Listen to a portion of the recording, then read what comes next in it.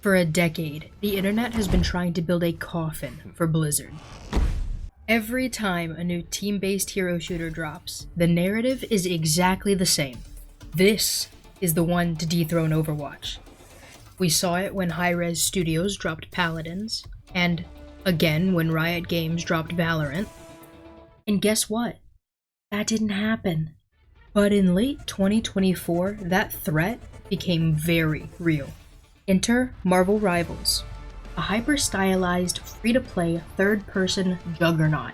The game pulled in a whopping 10 million players during its first weekend, and that number would only climb to 20 million within the first 10 days.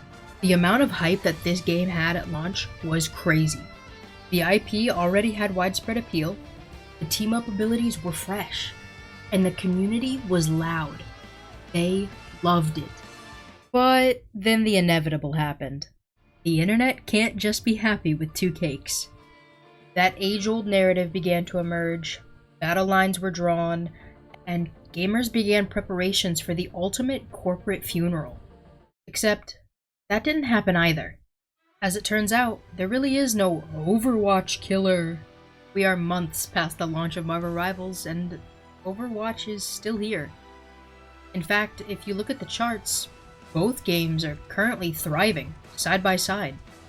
Everyone expected the player base to bring their pitchforks and torches to the doorstep of the genre's undisputed top dog. Instead, NetEase's explosive success with Marvel Rivals didn't destroy Blizzard. It saved them. Can we be honest for a second? Before Rivals dropped, Overwatch 2 felt like it was stuck on autopilot.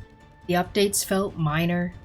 The monetization choices felt increasingly disconnected from player interest, and overall the player base was all but completely checked out. Blizzard had become comfortable and complacent. But nothing cures corporate laziness faster than sheer panic.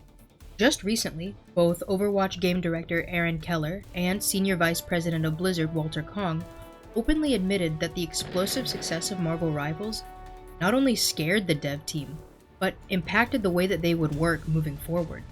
Marvel Rivals forced them to throw out their current playbook and finally take some major risks. And that panic translated directly into wins for the players. Blizzard kicked off 2026 by doing the unthinkable. So moving forward, we're dropping the 2 and continuing simply as Overwatch. They officially dropped the 2 out of the title, rebranding the game back to simply Overwatch. Now, they didn't just change the logo. They used the rebrand to completely overhaul the game into a new era. Blizzard pivoted into the Reign of Talon, a major year-long narrative arc. Instead of the slow, agonizing drip feed of content that we were getting, they flipped the script. They committed to a massive, unprecedented 5-hero drop at launch, brought back old fan-favorite features like post-match accolades, and upgraded the map voting system, all while setting up a year-long connected story. When NetEase came knocking, Blizzard didn't just roll over. They broke the emergency glass, cleaned house, and finally delivered the aggressive updates the community deserves. When you look past the corporate panic, the reason that both of these games can coexist so well comes down to their fundamental game design. Once you actually sit down and play them, the difference between the two becomes obvious. They offer two distinct dopamine loops. Marvel Rivals is a quick, macro-focused, third-person hero shooter. That wide-angle perspective shifts the focus towards the grand environmental scale. Destructible maps, screen-covering ultimates, and the devastating team-up mechanics. The dopamine here comes from the pure spectacle of it all. Things like the immediate rush of watching the map crumble, or coordinating a massive combo that wipes out the entire enemy team. It perfectly satisfies the high-power fantasy of being a superhero. Overwatch, on the other hand, is a slower, more micro-focused first-person hero shooter. Matches rely heavily on spatial awareness, mechanical precision, and strict cooldown management. A single mistake, mistimed ability, or poor positioning gets you punished instantly. The dopamine loop here is entirely based on personal, raw skill execution. That satisfaction of hitting the perfect sleep dart, or pulling off a clutch play at the last second to save the objective. It completely satisfies that hyper-competitive, skill-based itch that so many players love. NetEase didn't steal Blizzard's player base. They simply gave us a different style and experience to try. If you're looking for high-impact superhero synergy, you queue up for Rivals.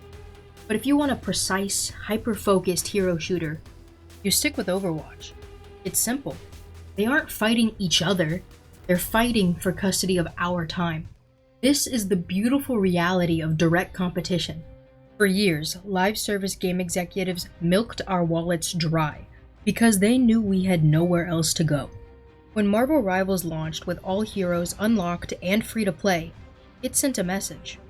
It forced the entire genre's ecosystem to adapt.